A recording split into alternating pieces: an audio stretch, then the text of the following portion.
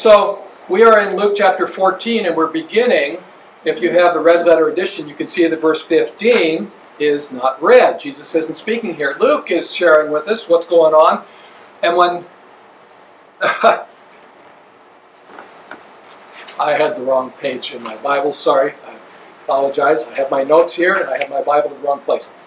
Verse 25, still black letter edition. Okay, now I can read it correctly. Now great multitudes were going along with him, and he turned and said to them. All right, now that is one of those verses where you're not going to spend a lot of time on as you read, right? So a great multitude was going along with Jesus, and he turned around and spoke to him. Like, okay, let me get to the good stuff. Let me remind you that Jesus is on the east side of the Jordan River, and he's heading south, and he's heading to Jerusalem, as we found in chapter 9, verse 51, toward his ascension. In other words, his ministry on earth is going to have been fulfilled, and he's going to go back to be with his Father, because it's all done here. So he's going along, which is not what you'd consider flashy or exciting, but there's this huge entourage following him, and it says going along with.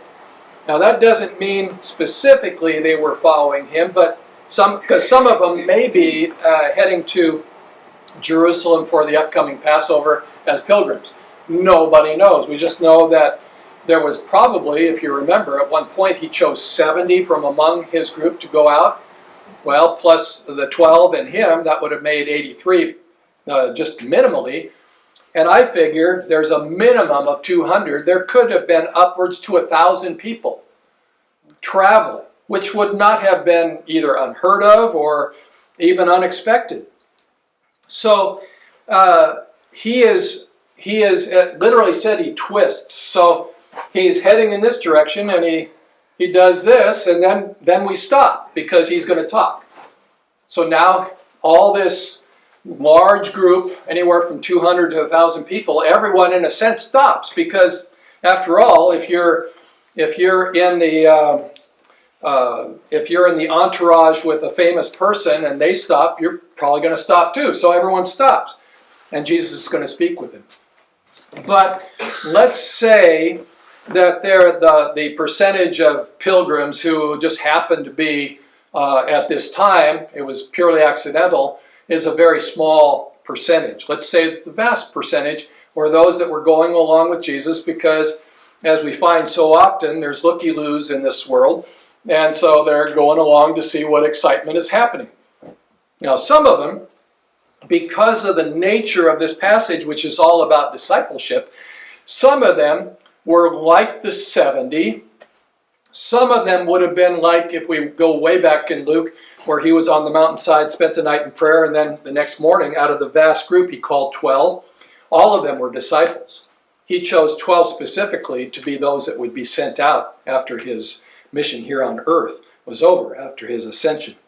So let's say, for the sake of argument, that most of these were those who would consider themselves followers of Jesus. What are you thinking about? Because all you're doing is walking along. Jesus is up there, and you're walking along. It's like, okay, cool. Nice mountain, nice cactus, nice ground squirrel. You know, what are you thinking about? They were in proximity with Jesus. But what was he to them? What was he to them? They were in proximity, but was there really any commitment? Well, Jesus, as he turns and speaks to them, is going to confront their commitment. So we find what he says. And the first thing out of his mouth is an if. And it's the two-letter if. Anybody been here long enough to remember the difference between the two-letter if and the three-letter if? Tell me again. Okay, I'll tell you again. The two-letter if is really a condition of settledness. The three-letter if is a possibility. You know, if I was 14 feet tall, well, duh, it's not going to happen. But if I was a married man, okay, that's the two-letter if. I am a married man. So sometimes we can translate that as if. And what we're really looking at is when he begins with the if, he's talking to those who really do have a desire to be his disciples. So, that's where we begin. And you're a part of that crowd. So who is he talking to? Well, he's talking to you.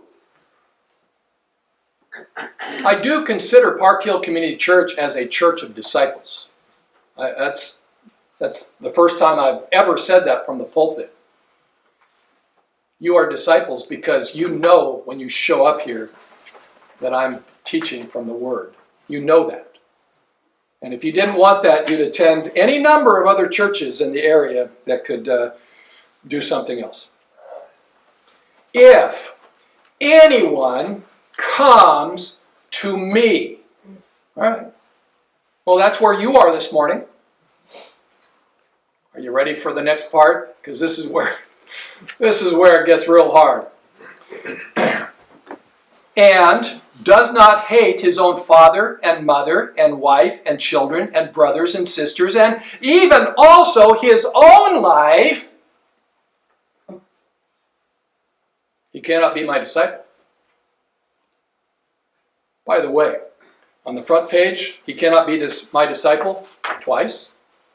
On the back page, he cannot be my disciple once.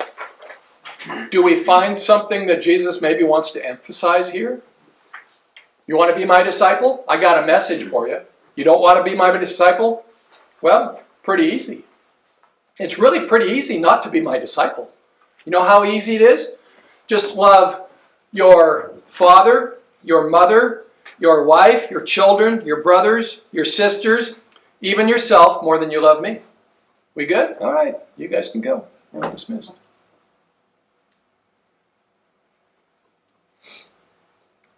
The if tells us there's a cost in following Jesus. Now, what the problem here is, and this is where my lips have to be guarded. The word hate here means what it says. And so you go, I don't think I can go back to that church because the pastor is a family hater. He hates his parents. He hates his wife. He hates his children. He even hates himself because he says he's a disciple. And he says all of us are disciples, so that means we have to hate our parents and our spouses and our children. Are you kidding? And even hate ourselves. What's wrong with this picture? If this was easy, he would have said it differently. So let me have some portions of Scripture read this morning about hating. And maybe some of this is, I don't want to say new to you, but maybe it'll be a little bit of a surprise. I want you to understand what God's attitude toward those who disobey His law is in Psalm 5, verses 5 and 6. The boastful shall not stand before your eyes. You hate all who do iniquity. You destroy those who speak falsely. The Lord abhors the man of bloodshed and deceit. Okay, so the Lord hates all who do iniquity. Does God hate? It's not meant to be a trick question. Because the world's message is God is a God of love. Right?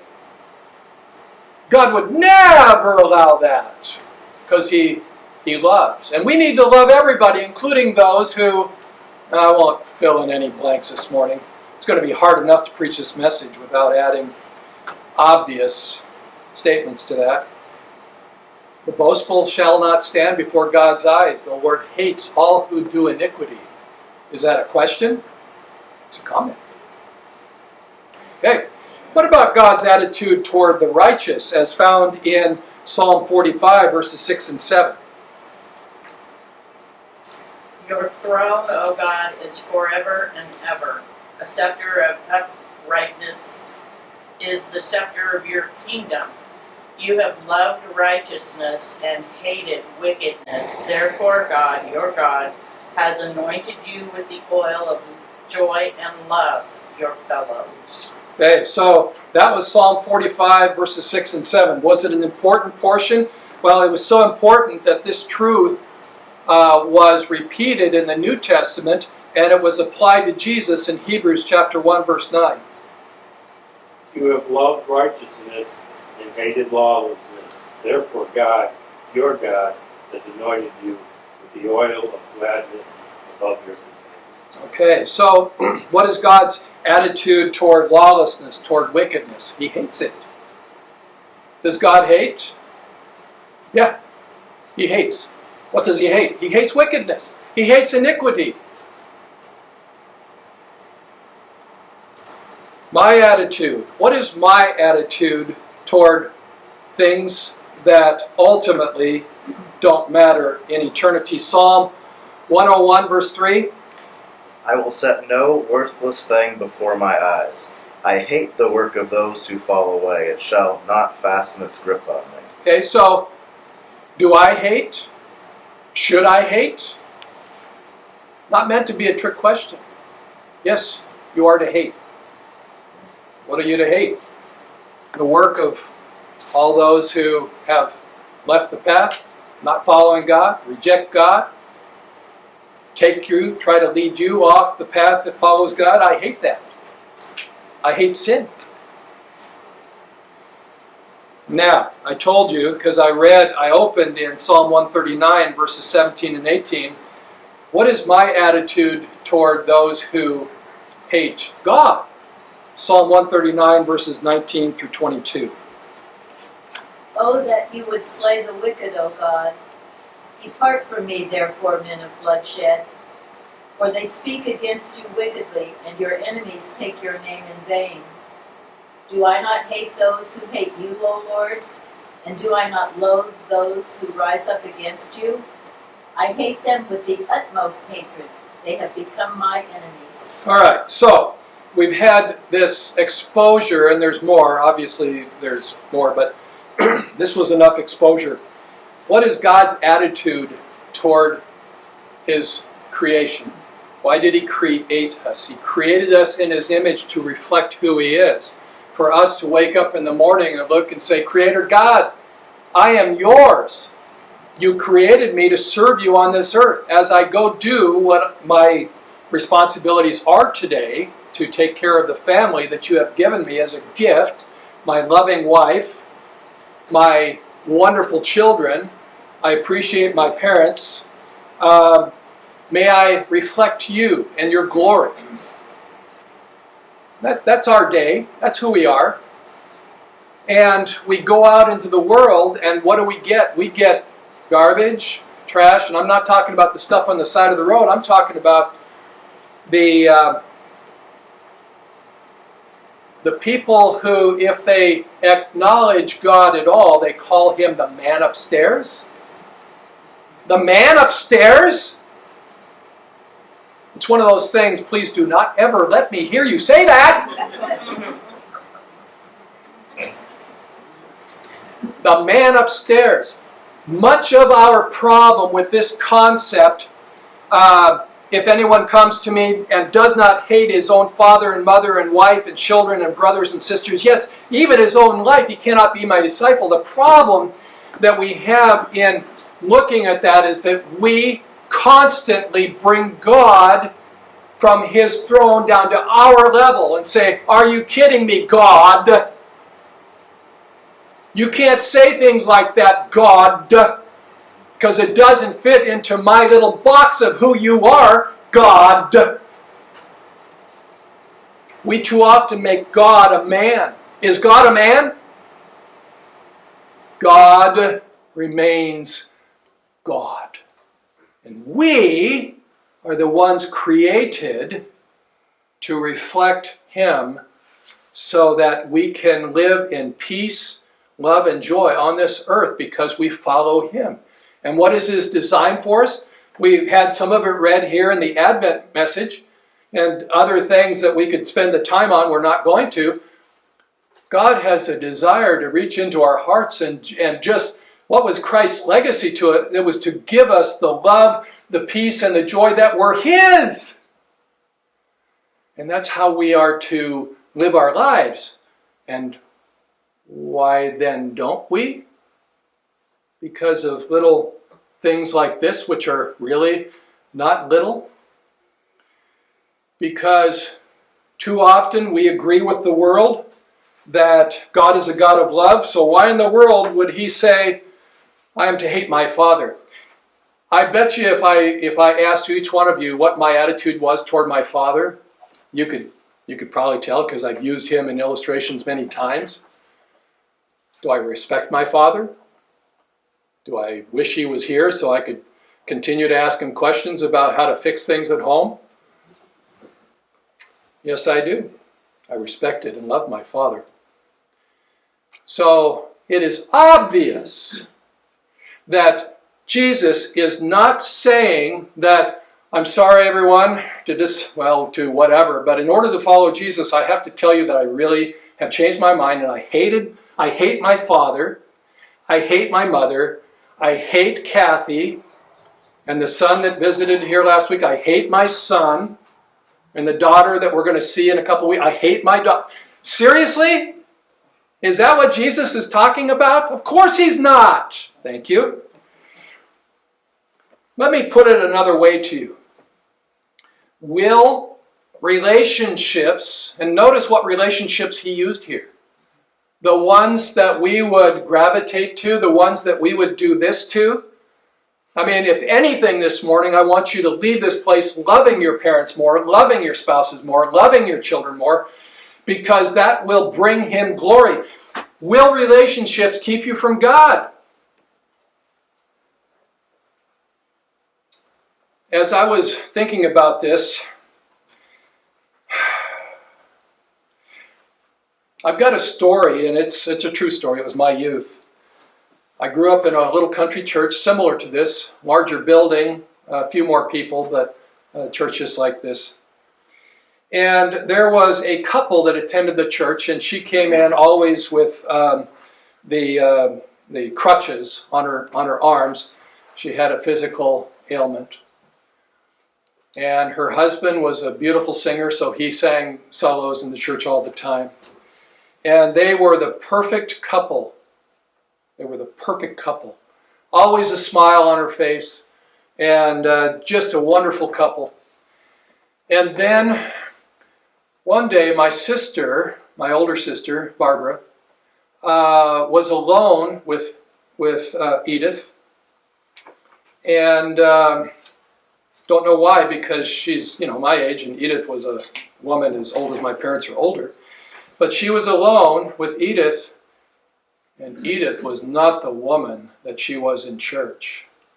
She was bitter, she was angry, and she actually hated her husband.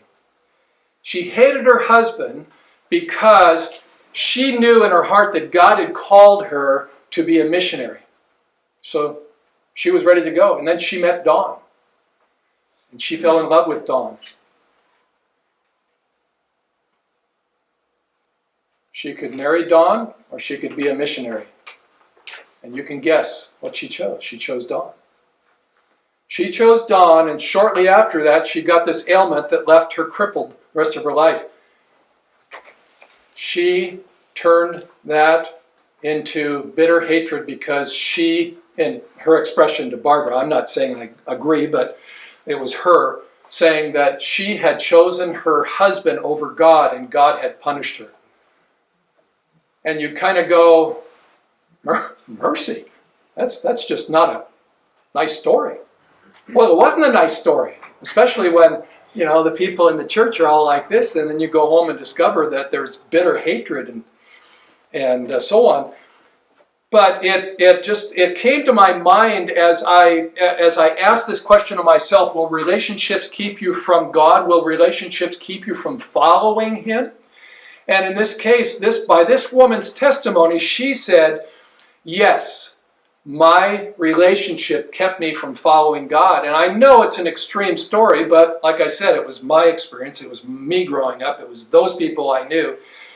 And I'm sitting here going, how many times have we, without that obvious extension of consequences, chosen relationship with humans over relationship with God? I don't know. I know at one point we need to let our loved ones go into His care. There are more stories I could share that aren't mine, so I'll probably just let them go. But people that chose relationship over a relationship with God, and there was consequences. That wasn't meant to be threatening. It was meant to be challenging. Will relationships keep you from God, from following Him? To fully follow Jesus is as if you despise those relationships. To fully follow Jesus is as if you despise those relationships. So you look at God's design for your life, God's call upon your life, God's will for your life, and you look at all those other relationships, and what do you choose on a daily basis? I'm not talking about, should I marry Dawn? Because if I do, I'm probably going to be crippled the rest of my life. Not that. But on a daily basis, who do we choose? I can think of a couple times when there was responsibilities in my life, and I was still dating Kathy, so I'd do anything for her. And she asked me to do something, and so I had to make arrangements to cancel something that I had promised I was going to do. And all of a sudden I realized that just changed whatever that was, because I chose her. Now, did I need to? No. It was purely, I don't even know how to describe it before you're married. You guys can figure your own words on that. But it had ramifications. So Jesus says something here. I'm talking to you disciples. I'm really talking to you disciples is what that if says. One comes to me. Okay, so when you come, that's intentional, right? So you're coming to Jesus and does not hate his own. This is his own. This isn't, I'm not talking about your mother or your father or your parents. This is me. This is my own, his own. That's very possessive pronoun there. His own, all of these things. And then he concludes with the capstone, even his own life.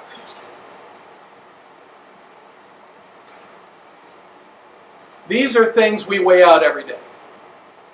And Jesus, as I told you in the beginning, he is shifting our view. Because pretty much if you stop and think about our walk with Jesus, aren't we pretty fat and happy? I go to church. I like Wayne. I love Kathy. I give my money. I sweep. I'm pretty fat and happy. This, in a sense, is the easy one. Because there's another one. Verse 27, he says, whoever does not bear his own cross, again, possessive pronoun, his own cross and come after me, come behind me, cannot be my disciple. Remember what the cross is? It's not just an ornament. This is a picture that you agree that you should be up there. What did Jesus do? He agreed that this was God's plan, and so he extended his hands and gave his entire being, that's what we celebrated last week, to pay the price. So a disciple emulates his master. Is this a suffering implement? Absolutely. The cross is a picture of Christ's sacrifice on our behalf. It's a picture of his love for us.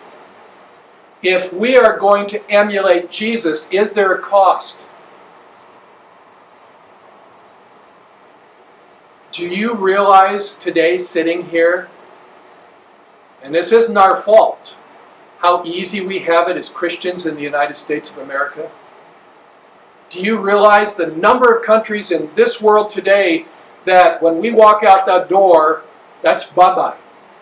That's say goodbye to whoever you want because you're not going to see them again. in the world today. I'm not talking about here, I'm talking about the world today. We as Christians, in a sense, don't have to do this. But what is Jesus asking us to do? He's asking us to do this. And look at the definition of Q. To lift, raise, bear aloft, to carry in the hands, or about the person, carry as a message. That's what we do with the cross. That's who we are. We don't have physical brands or tattoos, but we are tattooed with the cross. Here. You think number 1 was hard? Verse 26? 27 raises the ante. Then he gives some examples. Cross was our identity, it's our display, suffering that could be the cost. Are we prepared to suffer for Jesus? Haven't had to do it in a sense yet. Verses 28 through 30 is counting the cost. Very simply, Jesus says, for who of you, desiring to build a tower, and that word can also be translated as castle, so you understand it's not just a little backyard shed, okay? Wanting to build I'm going to put a castle in there, does not first, after sitting down, this is a calculated thing, calculate the cost. That word is to actually count the beams. Okay, every 2x4 is a beam. So you literally count the beams. That's what you're doing. You're calculating the cost. Whether he has it enough unto completion. Unless perhaps, this is a consequence of not counting the cost, when he has laid a foundation and isn't able to finish it, all who look at it that's what they do. They begin to make fun of him. That's just the start. Every time they walk by, they, Lidbeck, all he was going to do was put up a little shed for his kids' toys, and he can't even finish it, for crying out loud. They begin to make fun, ridicule, saying this man began to build and was not able to finish. Okay, so there's the first example. Counting the cost to complete a tower or castle, you sit, you commit, you contemplate the cost. We go back to hating. Hate that which we love is unnatural. In the case of the cross, to love that which we hate is unnatural. Jesus wanted us to shift the way we look at him, the way we consider counting the cost in following him. What will following Jesus look like if I have this attitude? Will I still have my job? For those who are unequally yoked, that is married to an unsaved person, will it cost me my marriage to follow Jesus? Maybe. It's happened before. So he shifts that which we naturally gravitate to and protect to that which is unnatural. It's spiritual. We get the second example in verses 31 through 33.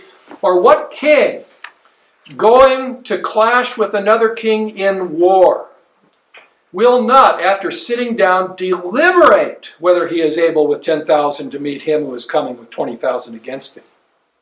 Okay, logically speaking, seldom in history does 10,000 beat 20. And I just finished a whole thing on Alexander the Great, and he did this. But as those of you in Bible study, I said, if the king of Persia hadn't slipped in his chariot, and they thought that he was down, and they started to run away, the whole battle might have shifted. So was God involved? Well, yes, with Alexander the Great, God was involved because he's in several places in the Old Testament as a prophecy, so yes. But typically, 10,000 meeting 20,000 isn't going to work. So in verse 32, and if not, that is, it's not going to work, while the other king is still a distance away, by sending an embassy or an ambassador, he inquires for the terms of peace. In other words, he counts the cost. 10,000 versus 20,000. If every single man killed his man, guess who's left standing? The one with 10,000 men still standing. That's how it works. So, you count the cost. You count the cost. Verse 33, thus, therefore, every one of you, boy, I tell you, if you thought the other two were bad, every one of you who does not renounce all of his possessions cannot be my disciple. I love my 57 Dodge pickup. You can have anything, God, but not my 57 Dodge pickup. Nope. Or, I love this wedding ring. God, you can have everything else. You can have all my toys, but I want to keep this wedding ring, so you can't have it. Obviously, those are statements. But,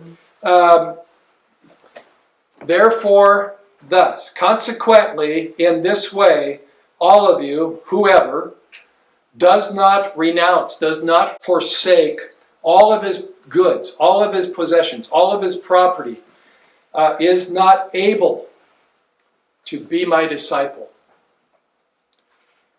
And again, Jesus shifting, what is important to me in this world? When it gets down to it, the only statement that matters, or the only question that you need to give a yes to is it Jesus? Is that what really matters? And if the answer is yes, it's Jesus, then all these other things fall into place. They really do.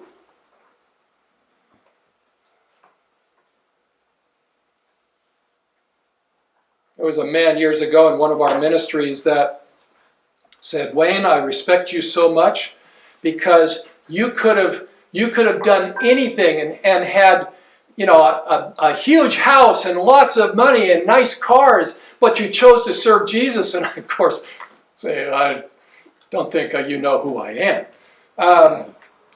Did I really give all that up?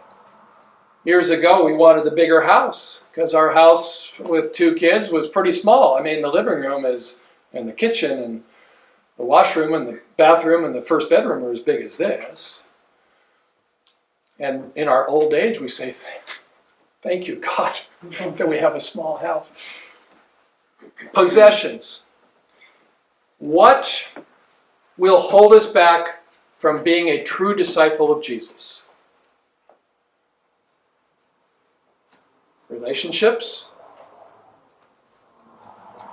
Counting the cost of the cross. My goodies. We're going to close with one verse. It is Matthew 6:24. It's a conclusion, and Jesus clarifies the great difference in devotion. Matthew 6:24. No one can serve 2 masters, for either he will hate the one and love the other, or he will be devoted to the one and despise the other. You cannot serve God and wealth. My friends, as we approach the first Advent celebration, we go as his emissaries, as lights into a dark world. And we, whether it's this week or the next week or next month or next year, at some point, the cost is going to be required. And I want each of us as his disciples to be aware of the cost of saying the answer to the question of what really matters in my life. The answer I want you to be prepared to give is, it is Jesus. Father, the cost is the cost. I mean, it's real.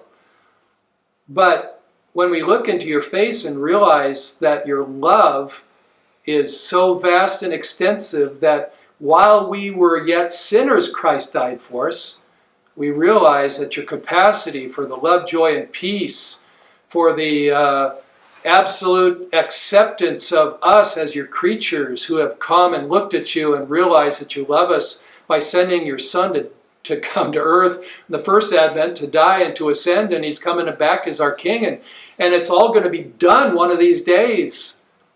Lord, until that time, may we be found faithful. May we be found faithful. And may we embrace the fact that joy in that faithfulness is indeed a reality. So, Father, we commit our way to you for Christ's sake. Amen. Amen.